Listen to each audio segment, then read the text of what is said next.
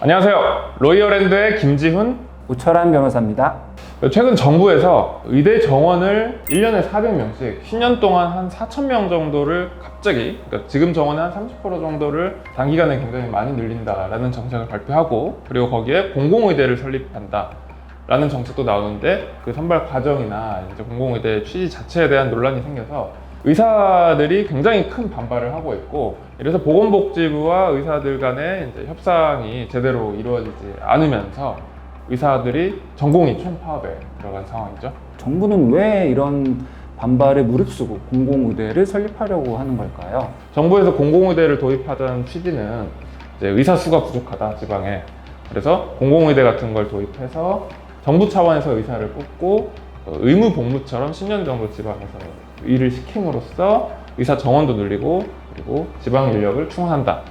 말씀만 듣고 보면 정부 취지는 상당히 그럴듯한데, 그렇다면 왜 의사들은 반대를 하고 있는 걸까요?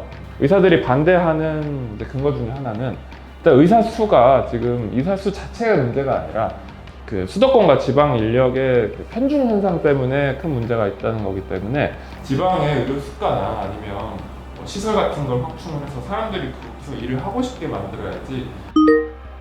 전공의 그리고 뭐 의사들의 파업에 대해서 정부가 업무 개시 명령이라는 초강수를 뒀는데, 그런데 한 가지 의문이 있어요.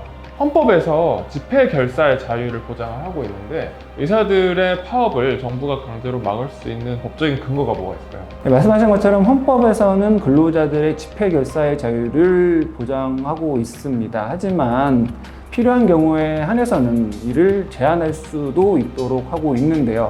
그래서 변호사님, 경찰이 파업했다라는 얘기 들어보신 적 있으신가요? 들어본 적이 없어요. 이런 것처럼 이제 국가 안전 보장에 아주 중요한 역할을 담당하고 있는 직군에 한해서는 함부로 이렇게 파업을 한다거나 이렇게 쟁의를 할 수 없게끔 하고 있습니다. 그래서 아마 정부의 입장도 의사들이 이제 국가 공공보건을 담당하고 있는 직군이다 보니까 함부로 집회 결사에 대해서 마음대로 해서는 안 된다라는 입장으로 아마 업무 개시 명령이라는 법률을 의료법 개정할 때 만들어 넣은 것 같습니다. 이게 꽤 오래됐어요, 역사가. 네. 94년도에 규정이 됐었던 걸로 보면은 그 이후로도 몇 번 발동된 적이 있었죠. 2000년도에 의약분업 사태 때나 2014년 원격진료 사태 때도 그랬고, 2007년에도 한 번 또 있었던 것 같고요. 근데 차이점이라면 그 당시에는 다 이제 의료원, 병원들에게 업무 개시 명령을 했었다면, 이번엔 처음으로 의사들, 전공의 전임의들에게 했다는 게 이제 차이점이라고 할 텐데요. 네, 가장 쉽게 말씀드리면 의사가 자기 자격을 박탈당하거나 혹은 심지어 전과자도 될 수 있기 때문입니다. 아까 헌법에서 집회 결사의 자유가 있다고 했는데, 또 헌법에서는 본질적인 기본권을 침해하는 경우에는 법률로 이 집회 결사의 자유도 기본권을 제한할 수 있다라고 규정을 하고 있고요.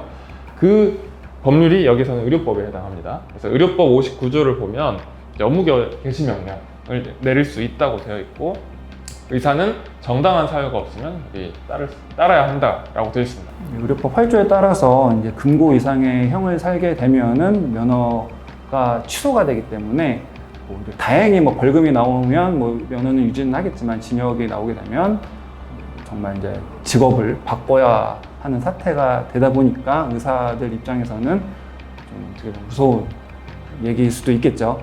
어떻게 보면 이제 정말 의사의 정부가 할 수 있는 가장 초강수를 두면서 서로 초강수 대 초강수로 맞대응을 하고 있는 상황인데, 여기서 업무 개시 명령의 핵심은 정당한 사유라고 볼 수 있어요. 그래서 정부에서 주장하는 것은 이제 이 코로나 사태, 그래서 국민의 목숨을 담보로 하는 상황에서 이제 정당한 사유가 없다라고 하는 거고, 그리고 의사 입장에서는 현재 코로나 때문에 의료 인력이 필요한 것은 맞지만, 하지만 잘못된 의료 정책이 도입이 되면 결국 장기적으로는 국민 건강에 해악을 미칠 거기 때문에 충분히 결사를 할 권리가 정당성이 있다라고 주장을 하면서 팽팽하게 맞서고 있는 상황입니다. 사실 정당한 사유라는 게 좀 되게 형이상학적인 얘기다 보니까, 이걸 어떻게 판단하느냐에 따라서 서로의 이제 입장을 자기 쪽으로 유리하게 해석을 할 텐데요. 아무래도 대법원 판례나 이런 가이드라인이 없는 이상 좀 많은 분쟁이 예상됩니다. 네, 사실 법에서 이런 문구 많잖아요. 상당한 이유가 있을 때, 뭐 정당한 사유가 있을 때. 근데 결국엔 다 해석의 문제거든요. 그럼 나중에 이 명령을 내려서 실제로 고발 조치가 됐을 때 의사가 형사처벌을 받거나 혹은 면허가 정지되는지는 결국에는 이제 사법부, 법원에서 판단을 하게 되는 거고. 이번 사태를 보면서 좀 안타까웠던 점이 정작 당사자인 의료업계 목소리들은 좀 소홀히 듣는 게 아닌가라는 생각입니다.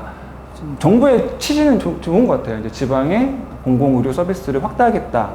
하지만 정작 의사들은 지방의 의료 서비스를 확대하기 위해서는 수가 인상이 불가피하다라고 목소리를 모으고 있습니다. 무작정 공급을 늘린다고 해서 구조적인 문제가 해결되지는 않을 것으로 보입니다. 실제 예로 예전에 그 간호사 인력이 부족하다고 해서 간호사 숫자를 확 늘렸고, 그래서 현재는 OECD의 뭐 평균 2배 규모인가요? 정도로 간호사 인력이 늘어났지만 근무 강도에 비해서 급여가 굉장히 낮기 때문에 실제로 이 의료업계의 최전선에서 활동하는 간호사의 숫자는 그렇게 많이 늘지 않았다고 제가 알고 있습니다.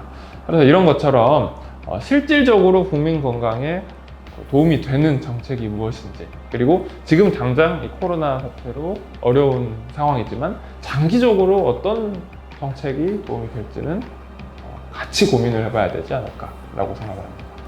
좀 더 많은 전문가들과 현장 당사자들의 목소리와 이야기들을 청취해 볼 필요가 있지 않나라는 생각입니다.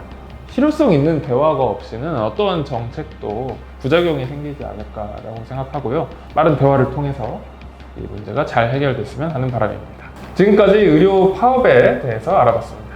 여러분들의 생각을 자유롭게 댓글로 남겨주세요. 로이어랜드 오철환 변호사, 김지훈 변호사였습니다.